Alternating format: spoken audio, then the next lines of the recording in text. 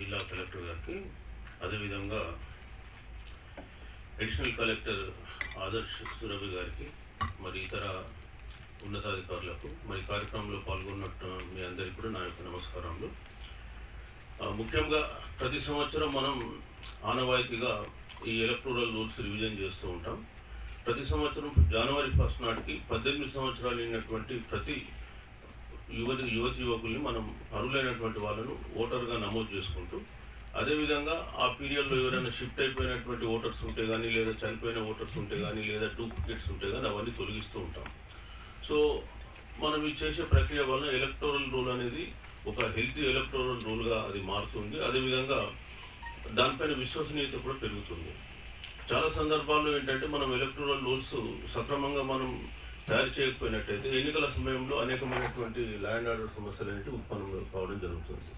చాలా సందర్భాల్లో మీ అందరికీ తెలుసు, అంటే ములుగు, భూపాలపల్లి కొద్దిగా ప్రిడామినెంట్లీ రూరల్ ఏరియాస్ కాబట్టి అంత ఇష్యూస్ ఉండవు. బట్ అర్బన్ ఏరియాస్లో ఏంటంటే ఓటర్ ఇక్కడ కిరాయి తీసుకొని ఉంటాడు, తర్వాత నెక్స్ట్ ఎన్నికల వరకు ఆయన ఇంకో దగ్గర వెళ్ళిపోతాడు. ఇక్కడ మీ బిఎల్ఓస్ ఇంకెవరు వెళ్ళేసి అక్కడ అతను నివసిస్తున్నాడని చెప్పి ఆయన ఓటు తీసేస్తారు. తర్వాత మళ్ళీ వాళ్ళు వచ్చేసి మా ఓట్లని తీసేసిందని గొడవ పెడతారు. సో ఇట్లాంటివి మనం సహజంగా చూస్తూ ఉంటున్నాం. కాబట్టి ఒక ప్రాసెస్ ప్రకారం మనం ఏం చేసినా కానీ మనం చేస్తే ఇబ్బంది రాదు. అందుకొరకే ఎవ్రీ ఇయర్ ఎలక్షన్ కమిషన్ ఏంటంటే ఎలక్టోరల్ రూల్స్ ఇప్పుడు సమ్మరీ రివిజన్ చేస్తాం. ఎవ్రీ 10 ఇయర్స్కి ఒకసారి ఇంటెన్సివ్ రివిజన్ చేస్తాం. అంటే అప్పుడు ఇంటింటికి వెళ్ళి చేస్తాము. సో ఇప్పుడు ఏంటంటే మీరు బిఎల్ఓస్ ఉన్నారు కాబట్టి సమ్మరీ రివిజన్లో మీరు ఉన్నటువంటి ఓటర్ లిస్టులో మీరు వాళ్ళు ఉంటున్నారా లేదా గృహంలోనే వెరిఫై చేస్తారు. బట్ ఇంటెన్సివ్ రివిజన్ జరిగినప్పుడు మనం ప్రతి ఇంటికి వెళ్ళి ఆ ఇంట్లో ఉన్న వాళ్ళ వివరాలు మళ్ళీ అన్ని కూడా ఫ్రెష్గా సేకరించడం జరుగుతూ ఉంటుంది. So this is how electoral rules updation goes on. మనందరికీ తెలుసు, డెమోక్రసీలో ఈ ఓట్ అనేది ఒక పవర్ఫుల్ నాన్ వైలెంట్ వెపన్. ఇది చేంజ్ ఏజెంట్.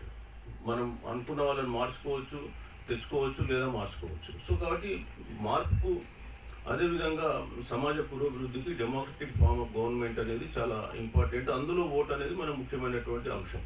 సో మరి ఒక సిటిజన్కు ఓట్ లేకున్నట్టయితే అతను డెమోక్రటిక్ ప్రాసెస్లో పాల్గొనలేడు. తద్వారా అతనికి ఈ రైట్స్ ఉండవు. ఈ డెమోక్రటిక్ ప్రాసెస్ అనేది కూడా ఈజీగా ఇవాల్వ్ ఏం కాలేదు. ఎన్నో సంవత్సరాల పోరాటాల తర్వాత ఈ ఫార్మ్ ఆఫ్ గవర్నమెంట్ రావడం జరిగింది. కాబట్టి ప్రతి ఒక్క అర్హులైనటువంటి వాళ్ళందరినీ కూడా మనం లిస్టులో చేర్చాలి. అదేవిధంగా అనర్హులు ఉంటే కూడా తీసేయాల్సి ఉంటుంది. అనర్హులు అంటే మేజర్గా డూప్లికేట్స్ ఉండొచ్చు, లేదా షిఫ్ట్ అయిపోయి ఇంకో దగ్గర ఉండొచ్చు, లేదా కొంతమంది డెత్ ఓటర్స్ కూడా ఉండొచ్చు. వీళ్ళందరినీ కూడా మనం తీసేయాల్సిన అవసరం ఉంటుంది. సో జస్ట్ మనం రివ్యూలో మళ్ళీ అవన్నీ మనం డిస్కస్ చేద్దాం. ఇప్పుడు మనం మేజర్గా ఏంటంటే ఈరోజు మీరు ప్రాసెస్ ఎట్లా ఫాలో అవుతున్నారు, ఎంతవరకు మీరు ప్రిపేర్ అయినారనే విషయాన్ని మనం ఇక్కడ మనం డిస్కస్ చేసుకుందాం. ఒకప్పుడు ఎలక్టోరల్ రూల్ కంటే ఇప్పుడున్న ఎలక్టోరల్ రూల్స్ చాలా చాలా ఇంప్రూవ్మెంట్ ఉన్నాయి. గతంలో మనకు టెక్స్ట్ ఎలక్టోరల్ రూల్స్ ఉంటుండే, అంటే ఫొటోస్ ఉండేది కాదు. ఇవాళ అన్నీ కూడా 100% ఫోటో ఐడెంటిటీ కార్డ్స్ రావడం జరిగింది. సో మనకి ఇప్పుడు ఎపిక్ ఇస్తూ ఉన్నాం. అదేవిధంగా అంతా కూడా కంప్యూటరైజేషన్ జరిగింది. సో ఇవన్నీ కూడా మనం ఒక ప్రాసెస్ ప్రకారంగా జరుగుతుంది కాబట్టి ముందున్నంత ప్రాబ్లమ్స్ ఇప్పుడు లేవు.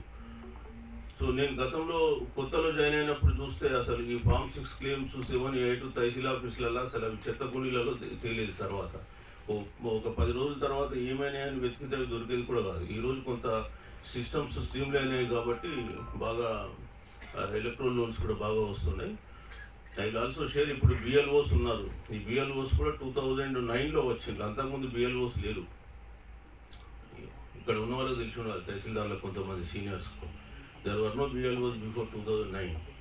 సో 2009 బిఫోర్ ఎందుకు లేదని చెప్తున్నాం అంటే 2007లో